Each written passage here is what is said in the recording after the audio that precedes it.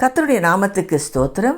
வெளிப்படுத்தின விசேஷம் 21ஆம் அதிகாரம் 5ஆம் வசனத்திலே, இதோ நான் சகலத்தையும் புதிதாக்குகிறேன் என்றார்.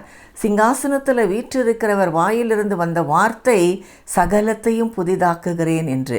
இன்றும் உங்களுடைய வாழ்க்கையிலே புதியவைகளை செய்ய விரும்புகிறார். உங்கள் சூழ்நிலைகளை எல்லாம் புதியதாய் மாற்ற விரும்புகிறார். ஆனால் தேவ பிள்ளையே, எப்போது உன் வாழ்க்கையில் எல்லாம் புதியதாய் மாறும் தெரியுமா? ஒருவன் கிறிஸ்துவுக்குள் இருந்தால் புதிய சிருஷ்டியாய் மாற்றுகிறார். முந்தினவைகள் ஒளிந்து போக வேண்டும்.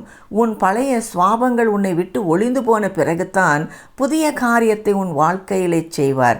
பிரியமானவர்களே, அநேக நாட்களாக ஏன் என் வாழ்க்கையிலே புதிய காரியங்கள் நடக்கவில்லை என்று காத்திருக்கிறீர்கள். பழைய காரியமாகிய எரிச்சல், கோபம், கசப்பு, கீழ்ப்படியாமை, தீய சுவாபங்கள் அனைத்தும் ஒளிந்து போகும்போது நீ எதிர்பார்க்கிற புதிய காரியம் உன் வாழ்க்கையிலே செய்வார்.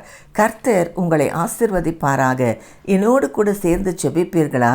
எங்களை நேசிக்கிற நல்ல தகப்பனே, இந்த நாளிலும் எங்கள் வாழ்க்கையிலே பழைய சுவாபங்களை அகற்றிவிட்டு புதிய காரியங்களை நீங்கள் செய்கிறதற்காக நன்றி அப்பா. இயேசுவின் மூலம் ஜெபம் கேளும் நல்ல பிதாவே, ஆமேன்.